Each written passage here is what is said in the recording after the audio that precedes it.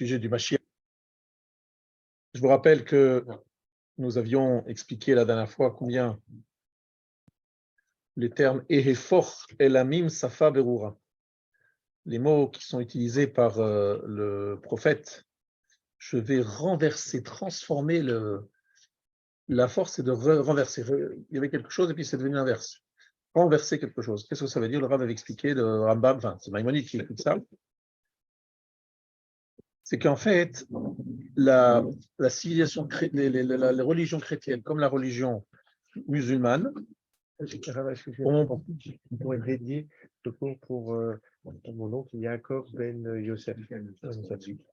Et donc, effectivement, les deux religions chrétiennes et musulmanes ont préparé le monde à une certaine croyance, oui, pas certaine, une croyance certaine, même une croyance certaine dans l'existence d'un Dieu, d'une divinité, pas comme les païens de l'époque où il y avait énormément de divinités, et qu'en fait, lorsque le Mashiach viendra, les cœurs sont déjà prêts à entendre cette annonce parce qu'ils seront déjà, on va dire, la notion de croyance dans un Dieu est quelque chose qui est très ancré dans énormément de milliards d'individus. Il faudra ajouter, mais à ça veut dire juste, pas leur dire quelque chose de neuf. Ça veut dire, non, c'est pas là-bas, c'est pas à droite, c'est à gauche. Voilà, vous êtes trompé vous switchez de droite à gauche. C'est pas la religion chrétienne, c'est pas la religion musulmane, c'est la religion juive. Bon, c'est tout. Après, c'est une question. Mais les fondements, les fondations, elles sont là. Vous voyez, les fondements, les fondations sont là. Il manquera juste à switcher. C'est ce que dit le Rambam dans une traduction très libre, dans Melachim chapitre 1. À la Khadalet, un passage qui a été censuré par la censure chrétienne, vous le savez bien. Et donc, on a une grande partie qui n'existe pas dans les Rambam classiques, que j'ai devant vous, et d'une façon très claire que Hachem prépare ainsi le dévoilement du Mashiach grâce à ces croyances-là. Mais ça, c'était la dernière fois, ou pas la dernière fois, on a fait une petite coupure deux fois, même plus. Et donc, ici, maintenant, nous allons répondre à une question que je me suis posée lorsque j'ai assisté de loin, évidemment, et par YouTube à la couronnement de Charles III. Et j'ai compris que moi je fais un devoir de regarder. C'est même pas pour moi, c'est une obligation de regarder, pour moi-même en tout cas. Pourquoi? Parce que le Rav Wolbe nous a dit toujours qu'il fallait voir les rois. Vous l'imaginez après quand on Mais le Devar Torah qui va sortir de là, c'est impressionnant. Hein, moi, j'avais une grande kushia pendant le couronnement. Pourquoi il y avait deux sceptres? Il faut bien comprendre que eux, ce qu'ils savent, eux, de leur tradition, ils ne comprennent rien à ce qu'ils font. Et tout ce qu'ils font, c'est Alpi Mamash Tivri Kabbalah Amukim. Sauf que c'est une tradition très ancienne, puisqu'ils ne sont pas en train de trouver, au contraire, tout ce qui est intéressant dans ce cérémonial, c'est ce côté un peu dépassé, un peu désuet, un peu machin, mais qui en fait est la reproduction de ce qui se faisait, des couronnements qui se sont faits depuis des millénaires. C'est des malachim d'Israël, c'est ça? Et en fait, il y a beaucoup de choses qui sont inspirées d'Israël. Et l'onction, évidemment, tout le monde y a pensé, puisqu'il n'y en a pas de l'onction. Le Mashiach, lorsqu'on parle du Mashiach, c'est loin. C'est ça. C'est ça, Mashiach, mais si, c'est quoi? C'est ça, c'est le. Pas Lionel, hein, le vrai Mashiach. C'est le Kohen Mashouar. Mais le roi, il était aussi Mashouar en Israël? Ou il y avait que le Kohen qui était Mashouar? Tout à fait, le roi était Mashouar, le Kohen était Mashouar, tout le monde recevait l'argent. David Ameler, on voit très clairement dans le Tanakh, il a été loin par Shmuel. C'est vrai. Donc c'est un passage de Meforash. Et de l'huile d'olive, hein, c'est toujours la même chose, de l'huile d'olive. Et voilà, donc c'est assez. Il n'y avait pas d'huile d'olive. Il avait de l'huile d'olive de Jérusalem. De Jérusalem. Il est venu spécialement de Jérusalem. Alors, il même des gens même de la pierre des Tamigdash, c'est vrai. Ça a été fait dans un moment, c'est très intéressant parce qu'ils l'ont fait aussi en cachant cet instant. Ils ont mis un paravent. Derrière. Une mechitza, une jolie mechitza. Hein, Oui. Mais ils ont fait une mechitza pour qu'on ne voit pas à ce moment-là, qui est comme une sorte d'intimité. Et ils ne savaient pas trop expliquer, les journalistes, ce que ça voulait dire. Je vais vous expliquer ce que ça veut dire en quelques instants. Et après, on lui a mis donc la couronne et deux sceptres. J'étais très étonné pour avoir deux sceptres.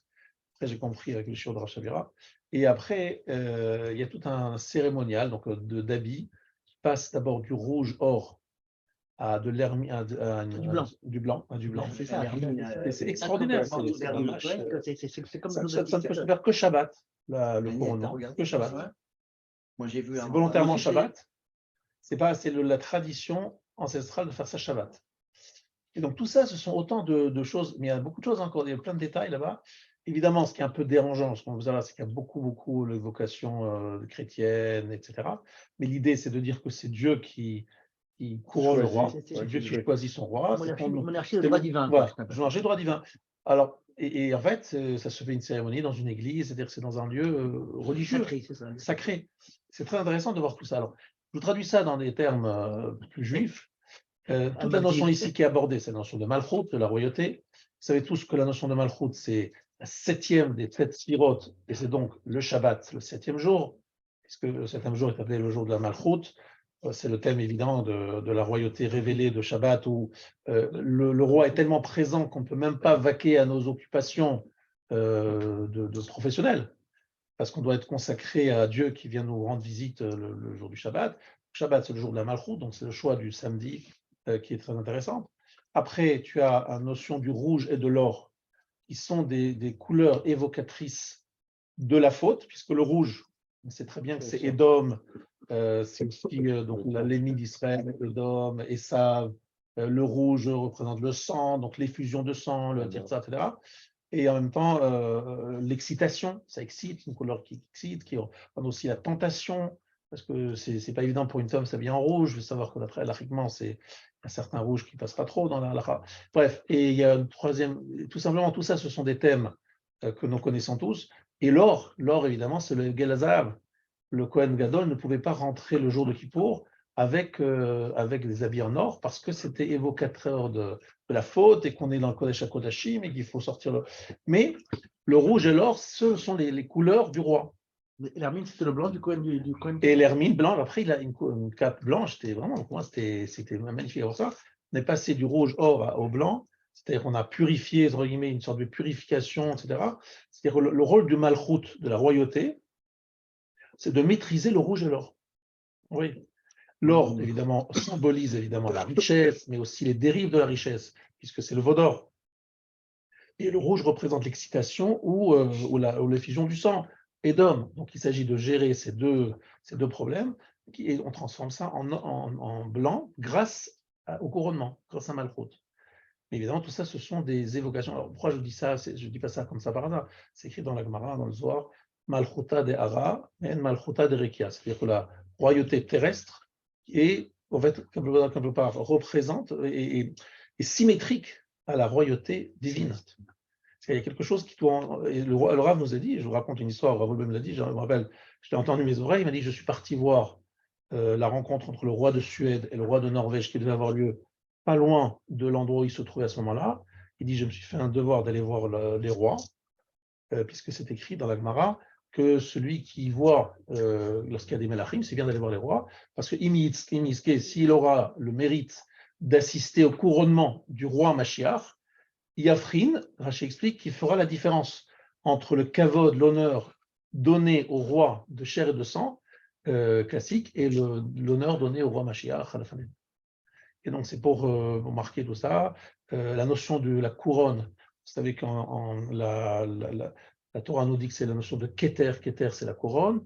On sait tous que Keter, c'est avant les 10 sphirotes, c'est vraiment la partie la plus élevée. Ça correspond à quoi? C'est le projet divin, en fait. Parce que la couronne, elle entoure une partie de la tête. On considère que cette partie la plus élevée du crâne, c'est la partie qui s'appelle le projet, la projection. Et c'est celle-là que Hachem veut faire apparaître sur Terre. C'est son projet qui veut apparaître sur Terre. Évidemment, il y a plein de problèmes pour le réaliser. Mais la fin, c'est retrouver le Keter. C'est pour ça qu'il y a 613 mitzvot de la Torah et 7 mitzvot de Rabbanan, qui donnent encore une fois 620 pour retrouver cette truc. Et c'est la paracha. On a vu ça dans le chapitre de Pirkei Avot. On a lu ce Shabbat, chapitre 5. À la fin, on dit que les tzadikim auront 310 mondes. 310 mondes parce que c'est Yesh, l'Anchil, Ohava, Yesh. Yesh, c'est 310. Ça veut dire qu'en fait, le tzaddik aspire, le top, c'est 310. C'est quoi ce chiffre 310? C'est la moitié de 620, parce que lorsque l'homme fait la moitié du chemin, Akadosh Baruch Hu complète la deuxième moitié, donc on est à 310 plus 70 égale 620. Vous voyez, tout ça, c'est évocateur très intéressant. Mais ce qui est très intéressant aussi, je vais parler de l'onction dans quelques instants, mais maintenant je voulais vous parler d'abord des deux sceptres. C'est Din et Rahamim. Alors, moi, je pensais effectivement à Din et Rachamim. J'ai pensé ça juste au moment où j'ai lu le shiur du Rav Shapira que je vais maintenant vous transmettre, dont le thème, en fait, de ce shiur, c'est le fait que le Mashiach, selon Maïmonide, mais c'est pas selon Maïmonide, c'est que le Rambam, donc Hagdama, du chapitre Chelek, donc le 11e chapitre de Sanhedrin, qui nous dit Umichlal Yesod Ze, donc c'est les mots du Rambam, le Yesod, c'est-à-dire le fondement de croire dans la venue du Mashiach, She'en Melech le Yisrael, Ela mi Bet David, Mizera Shlomo Bilvad. Il n'y aura de roi en Israël que des descendants de David et Shlomo. Tout celui qui discuterait avec cette famille-là, Kafar Bacham Davar, il a fait une kfira, il est un hérétique, ou veut d'ivrer Nevial dans les paroles de ses prophètes. C'est-à-dire qu'en fait, c'est clairement David et Shlomo qui ont été désignés, leurs descendants évidemment, pour être les ancêtres du Mashiach. Ils ne seront jamais, on va dire, ça fait partie du fondement, c'est pas un détail, il dit que ça fait partie du Yesod, c'est-à-dire de la croyance. Nous croyons à la venue du Mashiach, mais attends, c'est qui le Mashiach? Alors, peu importe son nom, mais son origine, elle est claire. Descendant de David et Shlomo. Voilà. Sans cela, ça ne passe pas. Et là, le Rav dit un pérouge qui est très intéressant. Pourquoi est-ce qu'on insiste sur la dimension de David et celle de Shlomo? Et pourquoi et que représentent David et Shlomo? En fait, ce que je voulais vous expliquer dans ce shiur, c'est que ça, la sont des deux sceptres. Les deux sceptres représentent David et Shlomo, en fait. La dimension de David et la dimension de Shlomo. Alors, encore une fois, tout ce que je vous dis, je n'ai pas parlé avec celui qui a organisé le protocole du couronnement du roi, Charles III. On est d'accord, Charles II, Charles III, Charles III. C'est pas moi qui m'ai occupé de ça, ils ne m'ont pas appelé, je ne vais pas expliquer, etc.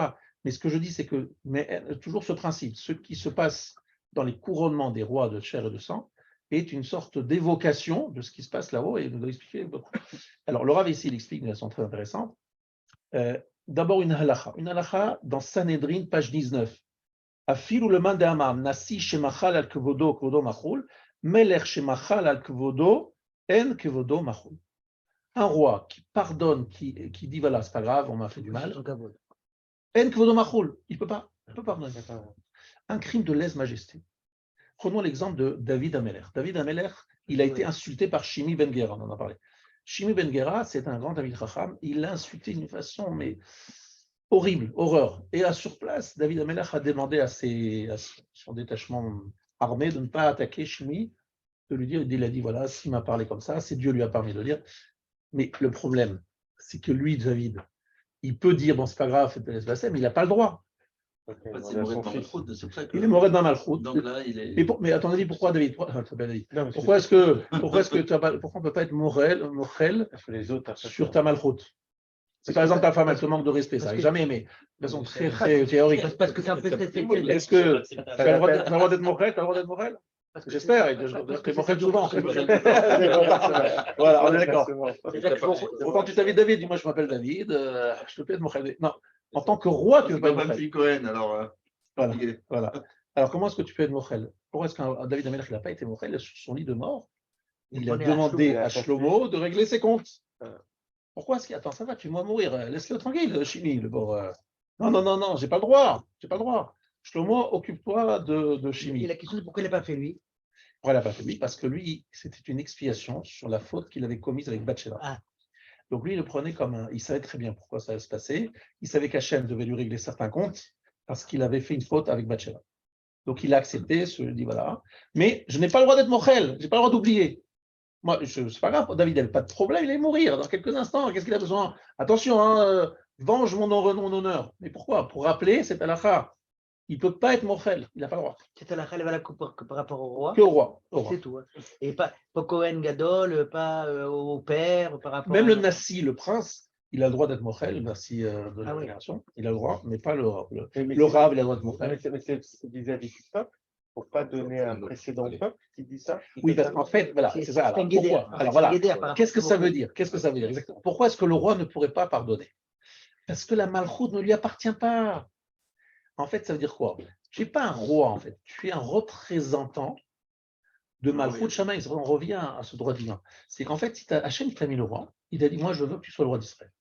Shmuel est venu désigner David, il dit, écoute, David, tu n'as pas le choix, c'est toi le roi. Il n'y a pas à discuter. Tu c'est toi le roi. Tu dois défendre les attributs du roi.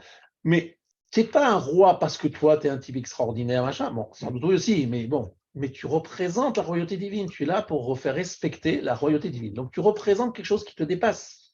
Donc, comment tu peux être mochel sur quelque chose qui ne t'appartient pas? La malchoute ne t'appartient pas. Ce n'est pas comme un papa qui va être mochel à son fils. Ça, effectivement, c'est le père, le fils. Mais la malchoute, la royauté n'est pas dépositaire de cette royauté qui, finalement, est de droit divin. Vous voyez, ça revient, ça rejoint aussi ce qu'on a vu à ce couronnement. C'est en fait, quelque part, on comprend que ce n'est pas moi qui possède la malchoute. La dimension de malchoute n'est pas totalement dans la même. Ça, c'est un point très important que dit ici le Rav.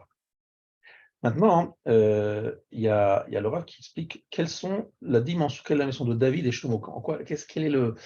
Quelle est la dimension de David et quelle est celle de Shlomo? Semble-t-il, ils sont complémentaires, on a bien compris. À votre avis, qu'est-ce que vous pensez? D'abord, vous connaissez l'histoire. David voulait construire le Beth Amikdash. Pourquoi est-ce qu'il n'a pas eu l'autorisation de construire le Beth Amikdash? Parce qu'il était. Il avait du sang, il avait fait des guerres, il faisait beaucoup de guerres. C'était un grand guerrier. Alors, effectivement, c'est un passouk dans Divrei Hayamim, Aleph, chapitre 22. Dam la rov shafarta, tu as versé beaucoup de sang. Ou milchamot gedolot asita, ça fait des grandes guerres. Lo tivne bait lishmi, ki damim rabim shafarta arza lefanai. Donc on répète le fait qu'il a commis il a versé beaucoup de sang, David Ameler. Ben nolad lecha, c'est un fils qui va naître chez toi. Oye ish menucha, c'est un mot très important, un homme de tranquillité, sérénité. Alors, sérénité, menucha. Je lui mettrai à son époque, il y aura le calme. Imaginez, 40 ans, il n'y a pas un Iranien ou un Palestinien qui veut nous attaquer, vous imaginez? 40 ans de calme plat. De prospérité. Voilà, c'est incroyable. C'était la seule période, c'est les seuls 40 ans dans l'histoire, on avait compris. Mais ces 40 ans-là, shalom, la paix, sheket, prospérité, richesse, l'homme le plus chacham de tout, le roi, le plus chacham de tous les chachamim, donc tout le monde venait le voir pour lui demander conseil, bref. C'est le top des tops. Donc il dit, toi tu es un homme de guerre, ton fils est un homme de menucha. Donc c'est ton fils qui construira le Beth Amikdash. Voilà ce qui est écrit. Pour l'instant, on n'a pas fait de commentaire, on est simplement dans de rapporter ce qui est écrit. Mais ce que je voudrais expliquer, enfin c'est pas moi, c'est le Rav Shapira qui explique, il dit qu'en fait, que la menucha ne peut arriver que grâce au travail de David. Parce que qu'est-ce qu'il a fait David en faisant ses guerres? Il ne faisait pas ses guerres pour s'amuser. Il faisait ses guerres justement pour préparer le terrain pour que son fils puisse avoir la menucha. Donc ça a été des guerres terribles sur tous les voisins. Jusqu'au jour où les voisins ils ont dit, bon, les Juifs, les Israéliens, pas les Israéliens, les Juifs de l'époque, ce n'étaient pas les Israéliens. Ils sont trop forts. Donc, ça y est, on arrête, on les laisse tranquilles. Donc il a pacifié par les armes ses relations avec tous ses voisins. Et donc c'est Shlomo qui a bénéficié du travail de David. On pense à Shabbat, Sheshet Yamim Ta'avod, Ve'asita Kol Menachtecha, Ve'yom Hashvi'i, Shabbat Shabbaton. Je rappelle toujours cette question de Shimon Peres. Shimon Peres, je suis venu le voir, il ne m'a pas reçu, moi je vous rassure, c'est bien sûr reçu le Rassitruc Zichron Livracha.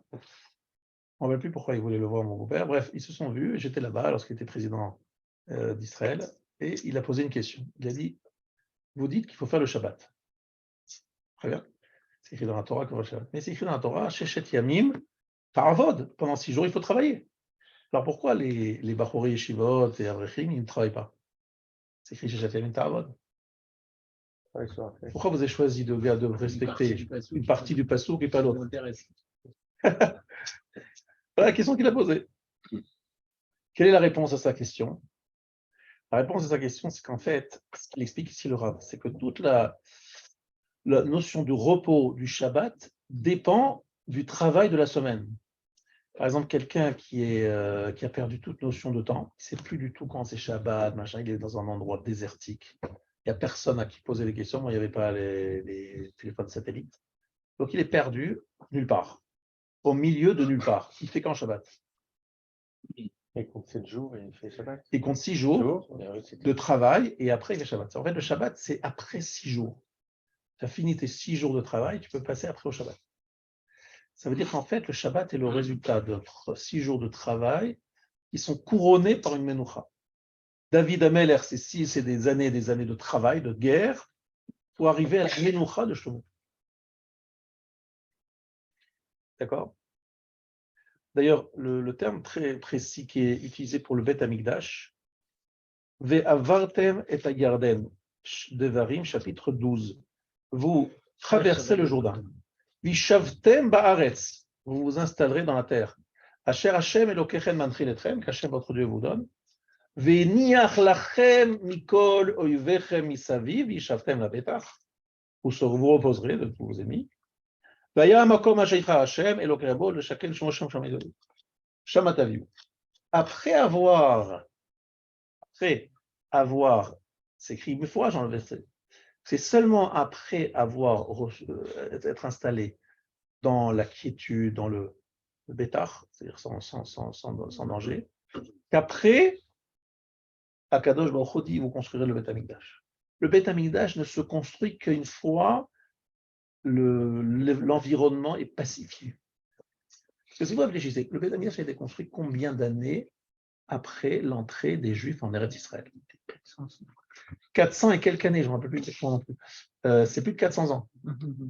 Je dis, mais attends, qu'est-ce qu'on fait pendant 400 ans? On se suffit d'une tente provisoire à Shiloh, 369 ans à Shiloh. Il n'y avait pas de toit, il y avait des murs en dur et il y avait des tentes. Je pense que des pentures. 800 ans, parce que c'était Parce qu'en fait, 400. Après, tu as Shiloh, déjà. après, Non, attention, 450 ans, c'est la destruction du premier temple. 850 ans après l'entrée en Eretz Israël. Venoshantem, regarde. Vav, Venoshantem, c'est Rashi qui dit sur place, dans Vaïtranan. C'est valeur numérique combien? Vav, 6. Nun, 50. 56. Vav, 6, 62. 62. Shin, 300. 362. Ensuite, Nun, 50. 412. 412. Tav, c'est 400. 400. C'était 912. Hein? Non, 440. 812. Non, C'est c'était 812. 812. Déjà 400. Ça veut dire que le Et après, détruit même 40. 852. 852. Et en fait, Akadosh Baruch Hu a détruit le Beth Amikdash 2 ans avant. Avancé de 2 ans, c'est donc à 850 ans. C'est ce que Rashi dit dans la paracha de Vaïtranan. Ça, vous vous rappelez. 850 ans après, on a détruit. Et combien d'années le Beth Amikdash, le premier Beth Amikdash, a été érigé? 410, non? 410, bravo. Katit, rappelle-toi le mot Katit. Raf, Tav, c'est 420. Et Yutav, c'est 410. 420, c'est le deuxième. Et 410, le premier. Katit, 70 et 70 ans entre les deux. voilà. Ça, c'est Rachid qui dit ça, hein, c'est pas moi qui ai inventé. Donc, on a ici un rappel facile. Donc, on a 850 ans, donc moins 410. Maintenant, on a exactement le chiffre. Oui. Ça veut dire qu'on a attendu 440 ans. Pour faire le Beth Amikdash. Mais qu'est-ce qu'on fait pendant cette période? C'est quoi cette histoire? C'est quoi ce... Il était à Shiloh, il était là-bas, il était pas... Non, ils n'avaient pas totalement pacifié la terre. La terre n'était pas pacifiée, il y avait pas, tout le monde n'était pas installé. Bétar, ça veut dire tranquille. Et donc, il a fallu attendre tout ce temps pour construire le Beth Amikdash. Je ne sais pas si vous aviez noté ce Yann, que le Beth Amikdash ne peut être construit que lorsque on est dans une situation de quiétude. Donc, ce qui veut dire qu'aujourd'hui, si on n'a pas reconstruit, c'est qu'on n'a pas remis les fondations pour ça. Alors, aujourd'hui, on n'a pas reconstruit, c'est parce qu'il y a une raison, c'est parce que le Mashiach n'est pas là, et que Eliyahu Hanavi n'est pas là, et qu'il faudrait d'abord, avant de le construire, avoir des gens théorim. Des gens purs, et ça, c'est pas évident à trouver des gens purs. C'est le paradouma, déjà, pour commencer. Il faudrait être paradouma. Pour faire la paradouma, déjà, il faudrait avoir des gens purs, parce que pour faire la paradouma, il faut être soi-même pur. Donc, on a un petit problème. Non, mais pour autant, la condition pour qu'il y ait le premier Beth Amikdash, il faut qu'on la retrouve aussi dans le troisième, il n'y aurait pas de sens, il n'y aurait pas la même condition. Alors, on n'est pas tout à fait dans une période de quiétude. Je reviens d'Israël et je peux vous dire, je regardais dans le ciel pour voir s'il n'y avait pas un Scud qui arrivait ou un roquette. Parce qu'en descendant vers Motzei Shabbat, vers Petah Tikva, où je devais me rendre, il y avait effectivement une alerte. C'est combien ils ont envoyé, je ne sais pas combien de. 1000 et quelques. 1400 et quelques ont été envoyés dans ces 5 jours. Et Motzei Shabbat, il y en a eu pas mal. Pour vous dire que bon, c'est pas très tranquille, quoi. Il reste pour l'instant. Bon, en tout cas, ce n'est pas ça la seule raison, mais c'est une des raisons. C'est vrai que le Beth Amikdash va être construit que lorsque. D'ailleurs, il y a un verset, je ne sais pas si vous connaissez ce verset dans le chapitre 12. Kilo batem ad ata el hamenucha vel anachala. Et menucha, c'est le Beth Amikdash. C'est en fait, il faut une menucha, il faut il faut être vraiment. La sérénité. Voilà. Alors, serein, zen. Le mot zen, il me dérange un peu. Ce Shabbat, j'étais avec un monsieur qui était un Rav, qui était un élève du Rav Bentzion Abba Shaul. Et je dis, c'est incroyable parce que vous me citez votre maître Rav Bentzion Abba Shaul qui n'a aucun rapport avec l'Europe de l'Est. Pourtant, vous dites exactement la même chose au nom de ce Rav que ce que disaient les gens à Kelm, de Lituanie. C'est quoi le top des tops? C'est quoi la chose à laquelle il faut aspirer dans sa vie? C'est arriver à la vraie Menuchat HaNefesh. Avec une sorte de sérénité intérieure qui est capable de ne jamais être altéré par quoi que ce soit. Et quelqu'un qui était là a rapporté l'histoire d'un des grands rabbinim de Kelm, qui a dit que lorsqu'il avait par exemple un train à prendre, lui faisait cette file-là avec la même vitesse, c'est-à-dire toujours très lentement. Puis après, il se rendait à la gare, mais le train, il n'y en avait qu'un seul par jour. Et en général, c'était juste après la tfila, donc il aurait fallu finir plutôt la tfila, presser le pas. Il marchait avec la même sérénité. Donc il voyait le train passer, en général, passer devant lui. Mais il retournait chaque jour parce qu'il avait une obligation d'aller à un certain endroit, mais il n'y avait pas un jour précis. Il dit, mais pourquoi tu y vas? Tu vois que tous les jours, tu arrives, le train, il te passe devant. Il dit, mais tu verras, un jour, ça va. Et un jour, effectivement, le train a eu du retard. Donc il a pu rentrer prendre le train. Qui parlait toujours à la même heure, mais lui n'a pas pressé le pas, en aucun cas, jamais, il a commencé à courir. Parce qu'en fait, dans laquelle on enseigne la notion, comme quelque chose de supérieur à toute autre chose, de garder la sérénité à toute épreuve, dans toute situation. Donc, maintenant, c'est une sérénité qui n'est pas celui qui ne faut rien, ce n'est pas un paresseux. Sérénité intérieure, une sérénité à tout niveau. Alors, tout ça pour vous expliquer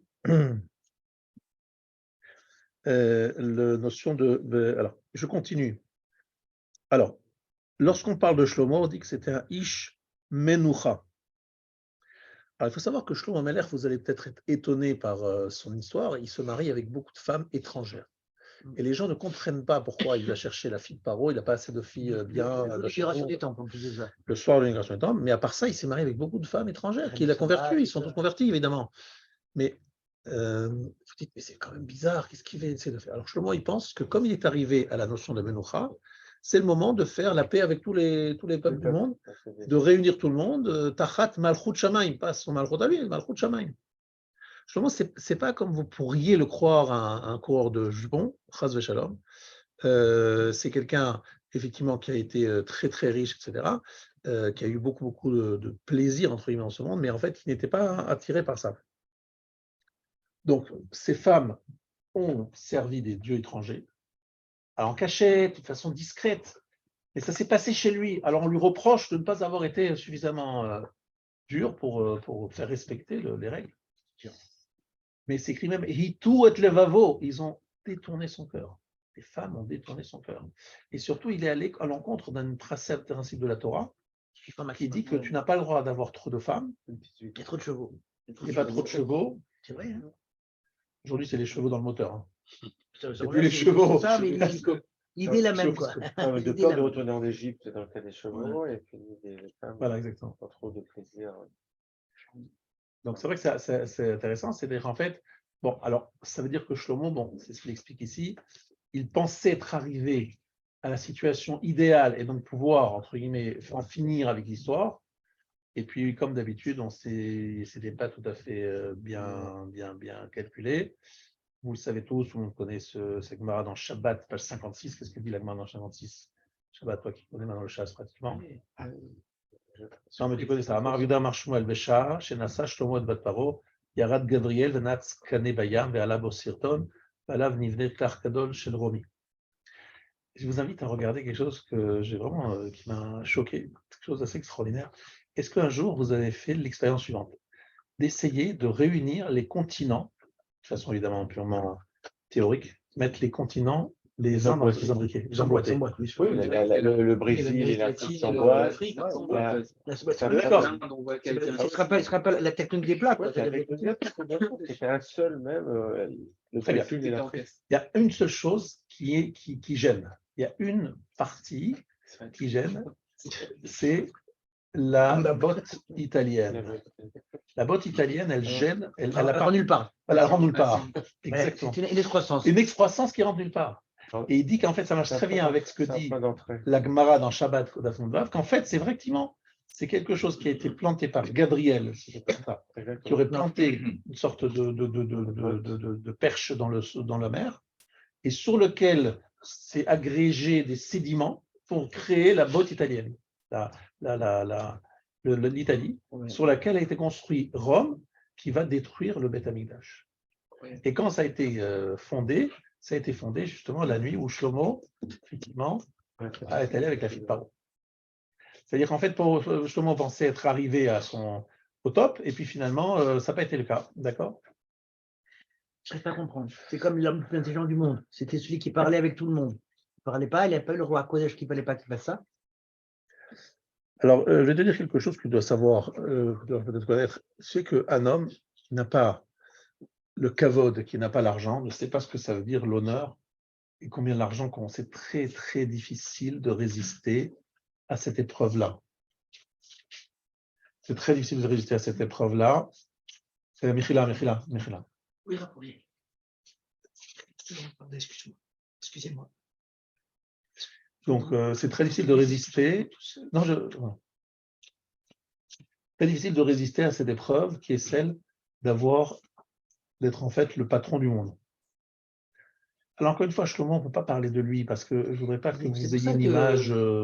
C'est quelqu'un de tellement grand que on en parle de lui comme étant la star d'une personnalité incroyable. Mais, quelque part, c'est écrit que ces cadeaux, parce que c'est des cadeaux incroyables qui sont offerts à Shlomo, ça n'a pas eu de suite. Après, il y a eu le schisme. Ouais, c'est incroyable.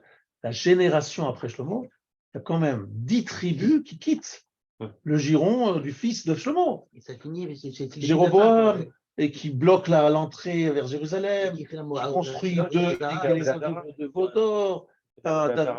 Attends, c'est pas. Non, c'est écrit. Non, c'est Jéroboam. Il a réinstauré avec sa femme.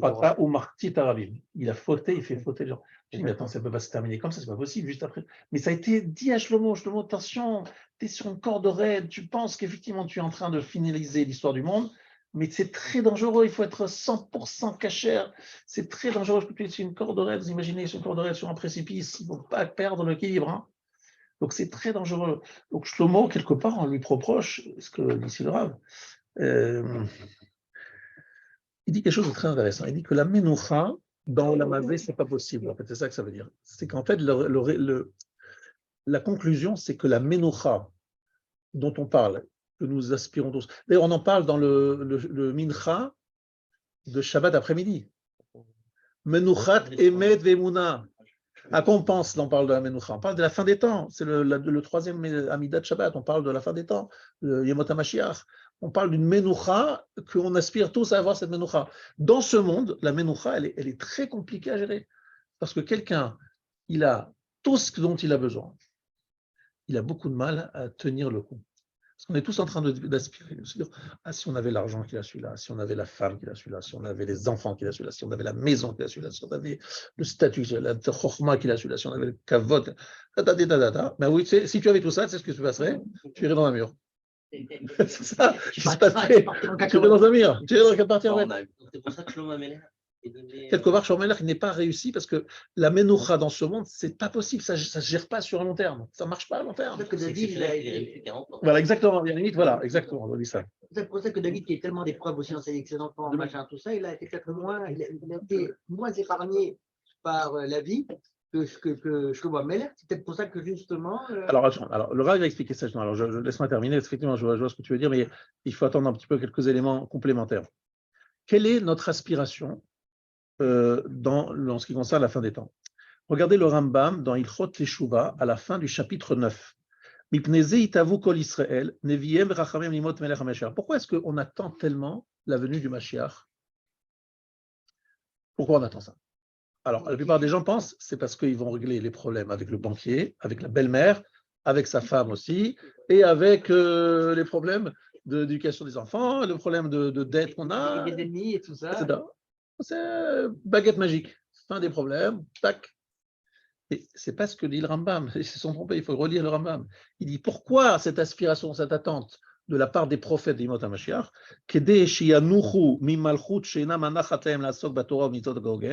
qu'on les laisse tranquilles, qu'on nous lâche ces royaumes qui ne nous laissent pas étudier la Torah et accomplir les mitzvot comme il faut. Ils vont trouver une grande situation de quiétude, de sérénité. Ils vont augmenter la chorma, ils vont avoir une grande chorma, afin de pouvoir avoir le mérite d'aller au Olam Haba. Vous avez compris, ce n'est pas l'Olam Haba, hein. C'est une préparation au Olam Haba.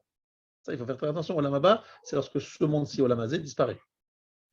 Donc, ce n'est pas Olam Haba. C'est Yemot HaMashiach, l'époque messianique, une époque magnifique, mais attention, ce n'est pas Olam Haba. Dans ces jours-là, il y aura beaucoup de chorma, de da'at et de vérité. Chez les marques, il m'a da'at et Hashem, David, Baal chorma, yeter mishlomo.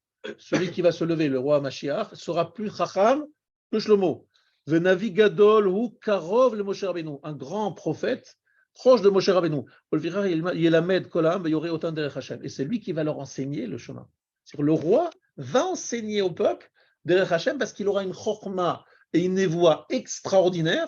Donc il va leur dire voilà. Et nous aspirons à être dirigés par un personnage aussi extraordinaire qui va nous montrer le chemin. Donc en fait, c'est quoi l'aspiration d'un bon juif?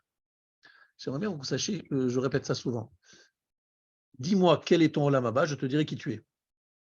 C'est-à-dire, si on pouvait te dire, voilà, dis-moi tout ce que tu désires, et lorsque tu décris ce que tu désires, je peux dire qui tu es.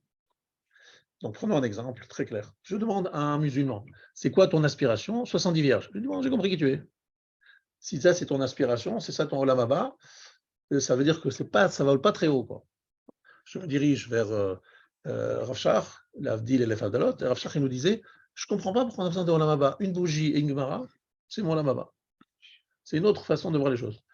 Donc, c'est que ces Chachamim, ce qu'ils veulent, c'est la Chokhmah, c'est la connaissance d'Hachem, c'est la proximité avec Hachem, c'est ça qu'ils veulent. Ils ne veulent pas des vers, même si tu donnes 70 vierges, j'en ai pas besoin, je m'en fous, ça ne m'intéresse pas. Avoir une aspiration à ce qui fait la vie dans ce domaine, mais c'est un révélateur d'une pauvreté terrible. C'est-à-dire, si c'est ça ton Olam Haba, c'est tout ce que tu veux, c'est tout ce que tu aspires, c'est ça que tu aspires. Mais nous, on aspire à être proche d'Akadosh Baruch Hu et dans ses plus proches. Mais pourquoi? Pour être d'avec Bachem, pour comprendre la Torah. C'est ça notre aspiration. C'est ça le Yemot HaMashiach. Bien, alors. Pardon, Rabbi, tu disais en fait que l'Olam Haba, c'est pas encore, ça n'est pas encore arrivé. L'Olam Haba, c'est Triat HaMetim, c'est ça? L'Olam Haba, c'est après Triat HaMetim, lorsque le monde dans lequel nous sommes sera détruit totalement et sera reconstruit. Toutes les âmes actuellement, elles sont où? Ceux qui sont plus là. Elles sont dans ce qu'on appelle, alors des fois ça s'appelle Olam Haba, mais en fait ça s'appelle la véritable traduction, c'est Olam HaNeshamot, le monde des âmes, c'est-à-dire un Gan Eden, Yina, mais c'est quelque chose qui est dans Olam Hazé, c'est-à-dire quelque chose qui est encore dans ce. Ok, d'accord, je m'en trouve. Je sais, parce que sache que je te rassure, beaucoup de gens se trompent là-dessus. Maintenant, il dit quelque chose de très intéressant. Le Beth Amikdash a été détruit. Mais il y a quelque chose qui n'a pas été détruit, et je crois qu'on l'a retrouvé, d'ailleurs les archéologues sont en train de retrouver quelque chose en ce moment. Qu'est-ce qui n'a pas été détruit du Beth Amikdash? Vous avez pour ça 3 secondes pour répondre. Alors ça, très franchement, David, je pense que je n'ai pas besoin de moi. Vous n'avez pas posé la question. Le côté de la Maravi, d'accord. Il y a autre chose qui n'est pas visible. La menorah, elle est toujours. Alors les Kélim, effectivement. Ça, les Kélim, on ne sait pas. On ne sait pas où ils sont, mais ils existent. Quand on dit qu'ils sont Vatican, ils sont quelque part, soit ils sont quelque part. Alors il faut savoir que les portes ont été construites par David Ameller et ces portes-là n'ont jamais été détruites. Voilà. Elles sont rentrées dans le sol. Ah oui, je crois, elles étaient très hautes. Elles ont été dans le sol. Elles sont toujours là, nous attendent quelque part, et effectivement sont sous le Beth Amikdash. Voilà.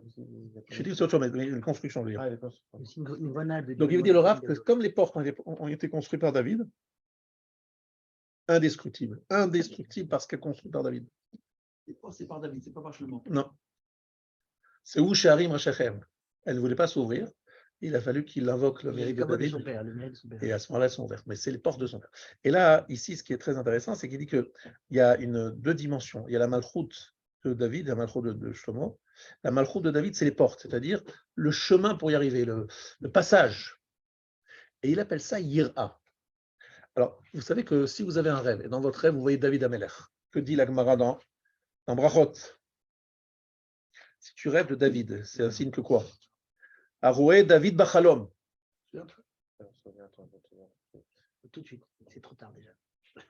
3, 2, 1. Yetzapé, la chassidout. Il aspire à la chassidout. Shlomo, Yetzapé, la chokhma. C'est facile. Achav, Yidag, minapomanot. Si quelqu'un rêve de Shlomo, qu'il aspire à être Acham, c'est-à-dire qu'il va avoir être Acham. Achav, évidemment.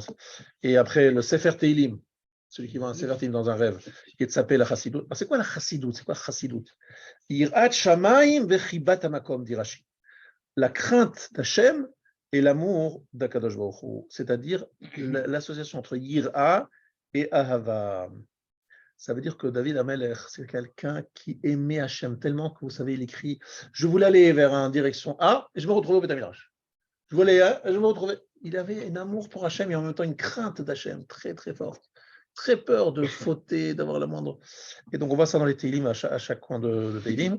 Et donc c'est la notion de Yir'a. Alors que la dimension de Shlomo, c'est Chokhma, ça, c'est pas la peine d'insister là-dessus. Il dit qu'en fait un roi, c'est quoi la malchoute? C'est quoi avoir un roi?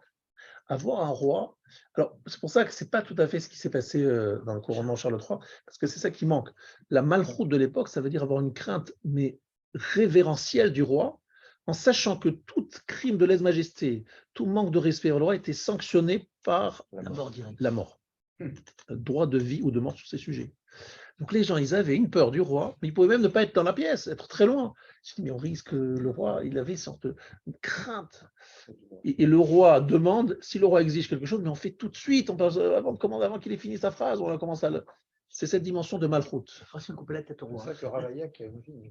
Non, mais parce qu'on est post-révolution française, et donc on a un vrai problème. Et là, je vous révèle un petit secret du ciel, c'est que depuis 350 ans, on a tellement de mal avec la Scala, etc., avec les gens qui ont donné la Torah, beaucoup parce que la notion de malchoute est quelque chose qui nous paraît désuet. On a parlé de désuet lorsqu'on parlait du couronnement, parce que quelque part, le roi ne fait plus peur, puisque le roi, on lui a coupé la tête. Et aujourd'hui, c'est le peuple qui dirige. Macron, il dit, bon, qu'est-ce qu'il faut dire pour que les gens soient contents? Il fait des enquêtes d'opinion pour savoir si ça va plaire, pas plaire. Voilà. Et en plus, même en Angleterre, exactement, c'est une monarchie qui a associé une représentation. Voilà, exactement. Non, il a certains pouvoirs. Mais oui, bien sûr. C'est nommé Premier ministre. Non, sur proposition du Parlement, il nomme celui que il ne peut Dans- pas. Dans le cas de guerre, je crois qu'il a aussi un. Non, il a C'est aucun quand même rôle. c'est comme le chef d'État. Non, mais il représente le Commonwealth, il représente les règles de différents territoires. Regarde, en Espagne aussi, c'est pareil, il y a aussi un roi. Le roi, c'est le chef militaire, le chef Ah oui, chef d'armée, lui. Oui, mais c'est en Espagne. D'accord. Non, mais ce que je veux dire, c'est que le roi mais ce que je veux dire, c'est les pouvoirs des monarchies sont vraiment très limités en Europe et dans le monde entier, quoi. Il y a très peu de Les pouvoirs rois. des présidents sont plus importants que les pouvoirs des rois. C'est ça, ouais. C'est sûr. C'est sûr. Donc c'est ça mais ça vient de la Révolution française avec on a coupé. En fait, on s'est rebellé contre la dimension de malchoute. Donc quelque part, lorsqu'on dit aux gens, vous savez, la Torah, il faut respecter, machin, la notion de malchoute, d'une façon générale, malchoute shamaï, malheureusement, a aussi perdu de sa puissance parce que on discute avec un roi, on s'arrange, on vote pas, il demande. Il y a une sorte de regard sur la royauté en général qui a été évidemment tout à fait changé. Et quelque part, c'est ce que nous malheureusement, nous en subissons les conséquences dans notre relation avec Hachem. Et Hachem, nous avons peur de le désobéir. On a peur de désobéir Hachem. C'est ça, Yirat Shamayim. Il y a quand même une grande différence, je crois, entre Akadosh Baruch Hu et n'importe quel roi. C'est que nous on parle d'un principe fondamental et certain qu'Akadosh Baruch Hu, il aime tous ses sujets. Ah, voilà. Est-ce que le roi, en fait, il aime tous ses sujets? J'en sais rien du tout. Alors, c'est vrai que le roi aime, Akadosh Baruch Hu, aime fortement ses sujets, que ses décisions ne sont pas des décisions arbitraires. C'est pour notre bien. C'est pour notre bien, etc. Donc ça, c'est important. Donc il y a aussi la notion de Ahava. Donc David Amelech, il aime Hachem et il craint Hachem. Et ça, c'est un sceptre. C'est la hiéra Romemout. Exactement. Mais il a un deuxième sceptre. Le deuxième sceptre, c'est celui de Shlomo, c'est la Chokhmah. Ça veut dire que le roi, c'est aussi quelqu'un qui est un visionnaire, qui a une vision qui dépasse une compréhension des choses, une appréhension des choses qui dépasse le commun des mortels. Lorsqu'on parle du roi Mashiach, ce n'est pas seulement quelqu'un dont on va avoir peur parce que si on lui désobéit. C'est quelqu'un qui va montrer, il va tracer un chemin, il va nous expliquer des choses, nous faire comprendre vers où on va, etc. Il va nous être un vrai leader spirituel, pas seulement quelqu'un qui va gérer, qui va se faire respecter. On est d'accord? C'est ça les deux sceptres. Pour être un grand roi, il faut avoir deux sceptres. Un sceptre, Yira et Ahava, donc c'est-à-dire je donne des règles, vous devez les respecter. Mais attention, ce n'est pas des règles arbitraires, c'est des règles parce que j'aime mon peuple, c'est pour son bien, et vous aussi, vous me le rendez par Ahava, Ira, crainte et amour. Et d'un autre côté, je suis un roi parce que je vous montre le chemin, je vois loin, je suis un visionnaire, j'aspire, je suis un guide, je suis un vrai leader. Donc c'est ça les deux choses qu'il faut avoir, c'est ça les deux sceptres. Vous comprenez ça ou pas? C'est très important la notion de Chokma de Yiram. Et mais attention, mais ça c'est très intéressant. La Chokma chez nous a pour condition la Yira avant. C'est-à-dire que si quelqu'un me dit voilà, c'est un énorme Tamil Chacham, mais la vérité c'est qu'il ne fait rien du tout, il n'accomplit aucune mitzvah, il n'en a rien à foutre. Si quelqu'un, voilà, j'ai un monsieur très brillant, très très brillant, je connais des gens comme ça, hein, extrêmement brillants, ils font un cours, mais vous êtes. Quelle puissance intellectuelle, quelle intelligence, quel mot, des mots magnifiques, quelle expression magnifique. Et vous prenez un peu des renseignements, est-ce qu'il est Yereshamaim? Non. Très light, voire pas du tout. Qu'est-ce que vous faites? Vous dites, c'est intéressant, mais ce n'est pas la Torah. Ce n'est pas la Chokhmat Torah. C'est une Chokhma, c'est beau, c'est intelligent, mais ce n'est pas la Torah. C'est-à-dire que s'il n'est pas lui-même quelqu'un qui a la Yirat Shamaim, sa Chokhma, zéro. Ce n'est pas la Torah, c'est la Chokhma de Umat Haolam. Ce n'est pas la Chokhma de la Torah. Et en plus, c'est pire, c'est que s'il parle de Torah et qu'il n'est pas du tout Yireh Shamaim, alors là, c'est une catastrophe. Parce qu'il prend la Torah qui est une Hora'a, une façon de dire voilà comment il faut agir, voilà comment il faut être, et il ne les respecte pas. C'est Talmud Hamevil Idema Aseh. Il faut que l'étude amène à l'action. Si tu ne fais pas, son Talmud de zéro. On est tous d'accord là-dessus, on le sait très bien. Je ne vais pas répéter des choses que vous connaissez par cœur.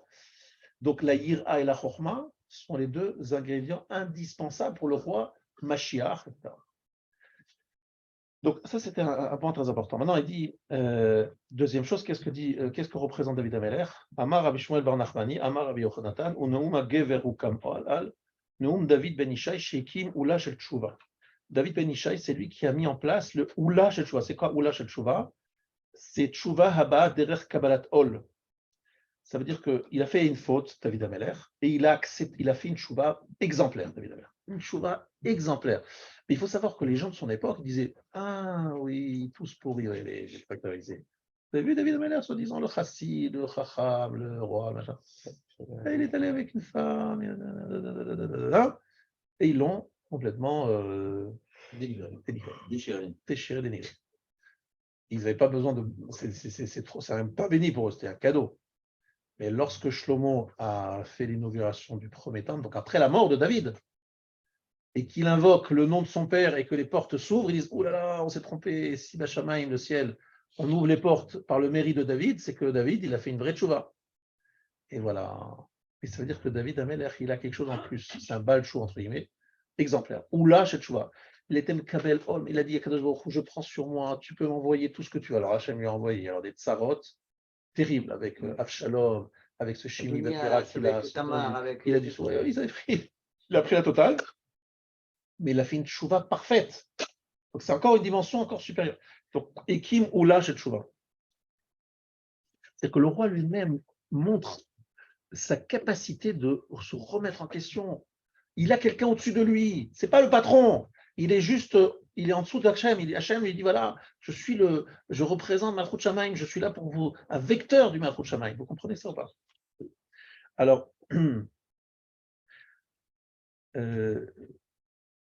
la vraie dimension de Malchut, c'est lorsqu'on a véritablement, c'est le premier siman du Shulchan Aruch. Est-ce que vous connaissez le premier siman du Shulchan Aruch? On le répète.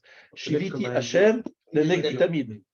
Ou klal gadol batorah ou bemaalot atzadikim asher holchim lifnei Elokim. C'est un grand principe de Shiviti Hashem leneg tamid. Les tzadikim qui marchent devant Dieu, qui en yeshivat adam ou dnotav ve'isakav ou levado bebeto. Un homme ne se conduit pas lorsqu'il est seul chez lui. Ke yeshivato dnotav ve'isakav ou lifnei melech gadol. Il se conduit pas de la même façon lorsqu'il est devant un grand roi.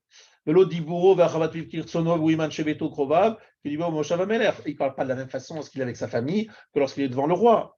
Kol sheken sheyasim adam elibo. Si l'homme fait attention, Shamelech hagadol hakadosh baruch hu, le grand roi hakadosh baruch hu, Hasham malo kol haaretz kvodo, omed alav v'roeh ma'asav.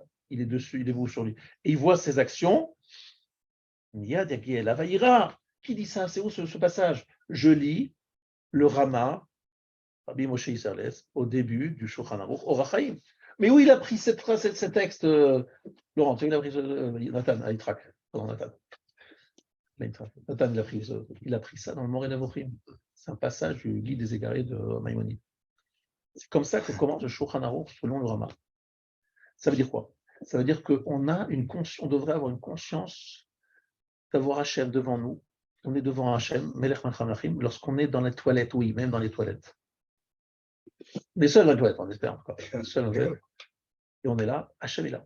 Donc je ne peux pas faire n'importe quoi dans les toilettes, pas plus forte raison, pas dans ma salle à manger, même s'il n'y a personne. Je suis devant un Kadosh Baruch. Ça, c'est une notion de Yira. Omed Ifnei Hamelech. Ça, c'est la notion de Malchut. La notion de Malchut, c'est quelque chose de perpétuel chez un juif. Il est toujours devant le roi. On est d'accord? Maintenant, le roi David, son rôle, c'était de dire aux gens, attention, Akadosh Baruch Hu, il est là, il sans arrêt rappeler la Malchut Shamaim en utilisant sa Malchut à lui. Lui, sa Malchut n'est là que pour servir à la. Je continue sur cette évocation incroyable par rapport à ce qui a été le cas au couronnement qui a été donc filmé, etc.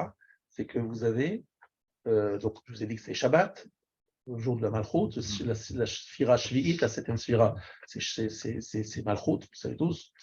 Et c'est donc Shabbat Malketa, Shabbat la notion de Malchut. Et il y a aussi cette notion d'onction. Shiach.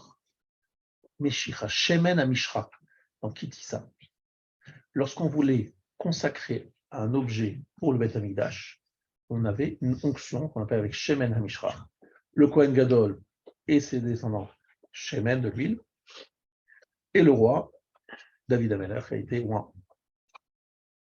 Et le Melech HaMashiach, c'est le roi, avec loin. C'est quoi cette notion d'onction? Ça représente quoi? De l'huile d'olive en plus. Pourquoi ne pas mettre du vin? Pourquoi ne pas mettre.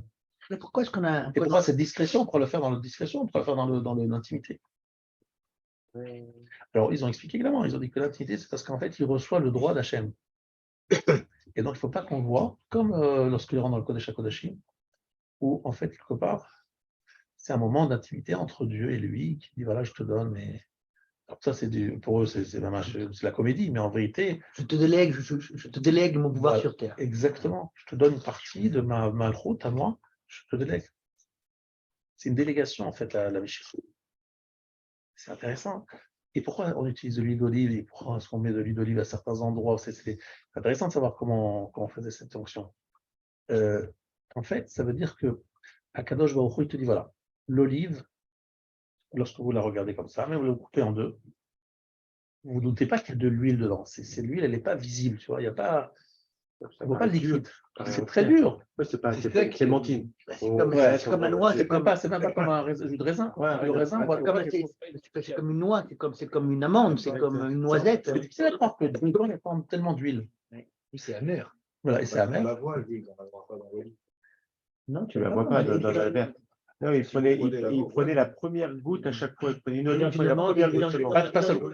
Dans certaines choses, la première goutte, dans d'autres domaines, pas la première goutte. Ça dépend seulement pour la menorah, sans pas la première goutte. On voit quelque chose de gras dans la noisette ou dans la noix. En tout cas, dans l'olive, c'est quelque chose de très discret, mais on écrase et ça apparaît. Et ça, c'est un sujet très intéressant. C'est qu'Akadosh Baruch Hu, il est une star, il est complètement caché. Et il est également caché à l'intérieur de nous. Mais qu'est-ce qui se passe? C'est lorsque Akadosh Baruch Hu, il appuie un peu sur nous au moment un peu des difficultés, tout d'un coup, le bonhomme il commence à prier. Il dit, oh là là, il y a un rabbin, il y a un tzedaka, est-ce que je peux faire un truc? Ça gicle là. Il va arriver, il débarque. On fait encore un enterrement dernièrement, tu vois, c'est tout d'un coup, des gens très loin, ils écoutent ce qu'il dit le rabbin, machin. Mais qu'est-ce qui se passe? Pourquoi? Qu'est-ce qui se passe? C'est triste. C'est lorsqu'on écrase quelque chose, qu'on presse, apparaît quelque chose qui était présent, mais qui n'est pas apparent, qui est caché, qui est enfoui. Donc, Akadosh Baruch Hu, il dit alors au roi qui va être censé le représenter, il dit, attends, ton travail à toi, ça sera de presser l'olive. Il va falloir presser l'olive pour sortir l'huile. Sache qu'il y a beaucoup d'huile il se trouve à l'intérieur, mais il faut presser. Et le roi, il fait aussi des choses avec un peu en imposant des choses. Hiskiyahu Amelech, il a mis des gardiens devant le Beth Midrashot et vous ne sortez pas d'ici avant d'avoir passé l'examen. Il a obtenu des résultats incroyables en connaissance de Torah. Alors là, Il devrait faire ça en Israël. Pardon? Il devrait faire ça en Israël. En tout cas, Quand tu vas à l'armée, en fait, tu fais un examen pour en fait que tu as le niveau. Exactement. C'est Il faut vrai. absolument s'investir à fond dans la Torah, pas simplement. C'est pas genre choper les bancs. Bah, Je suis désolé, c'est il faut vrai. tenir à Hein. fond, il faut tenir à fond. Effectivement, il faut travailler dur. Ouais. Et si jamais tu es là à choper les bancs, va à l'armée. Ou va travailler. Voilà, donc il faut avoir un examen. Effectivement, il faut. Les gens sentent un hall. Un jour. Et en fait, le roi sur terre, il a comme délégation d'Hachem d'imposer par son autorité. Mais dans quel but? De faire sortir l'huile, c'est à faire sortir le bon qui est en nous, le meilleur qui est en nous, et disant à Kadosh Baruch Hu, écoute, voilà, je te donne cette délégation de pouvoir, parce qu'il faut que tu. Mais c'est très dangereux. Peu de gens sont arrivés à s'en sortir, parce qu'on regarde l'histoire des rois d'Israël, rois de Judée, il y en a quelques-uns qui sont des grands tzadikim. C'est une catastrophe. Il y a beaucoup. C'est pas facile. Hein. Ça veut dire qu'en fait, on ne se rend pas compte de l'épreuve que ça représente. Je peux citer Hiskiyahu Amelech, c'est un grand tzaddik, Yoshiyahu, qui est un grand tzaddik, mais bon, il n'y en a pas des tables, des masses. Il faut être à la hauteur de la mission, quoi. Tout le monde n'est pas à la hauteur de la mission. Mais même, en fait, tous, c'est des gens bien au départ. Au début, tu es bien, mais je te dis, ça abîme l'honneur, l'argent, le pouvoir. Oh là là, ce que ça abîme, ça enlève la personne. C'est une addiction, c'est pire que la drogue. Dov Kuriel racontait que lorsque le Rav Truc, il devait faire un show en public souvent, et il faisait télim avant pour dire qu'il ne voulait surtout pas que la gloire lui monte à la tête. C'est tellement facile en fait de pouvoir être complètement galvanisé par tout ce public qui est en extase devant les paroles. C'est dur, Il fallait vraiment arriver à prendre sur soi pour ne pas être pas le melon. C'est sûr, des gens qui ont des stars, des gens qui ont c'est pas facile. Et d'ailleurs, on a eu, c'est très intéressant ce qu'il nous a raconté un des coachs du Rav Sitruk, je sais pas le Rav Sitruk, qui soignait des stars non juives.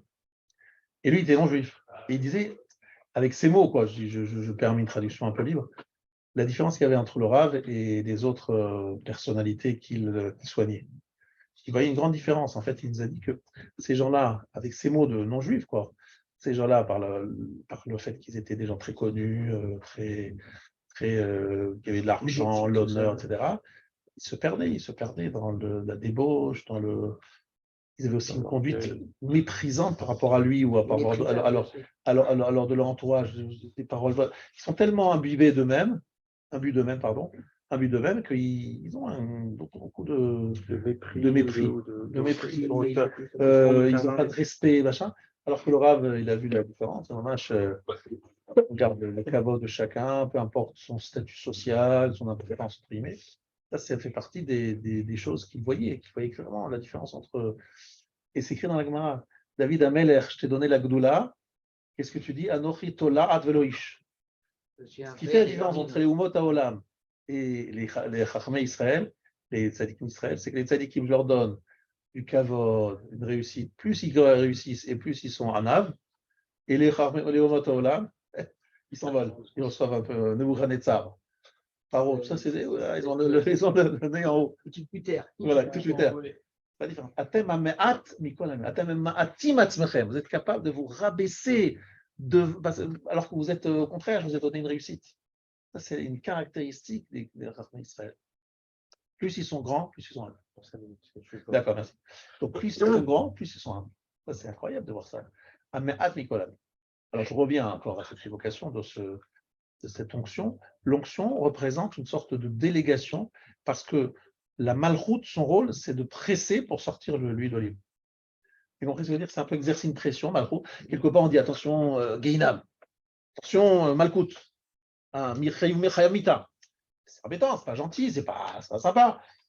On met une pression quand même, il y a une notion de pression, il y a Ratachet, on est Chachet. On dit j'assume, hein, je presse le citron, je presse le. Mais vous-même, soyons honnêtes.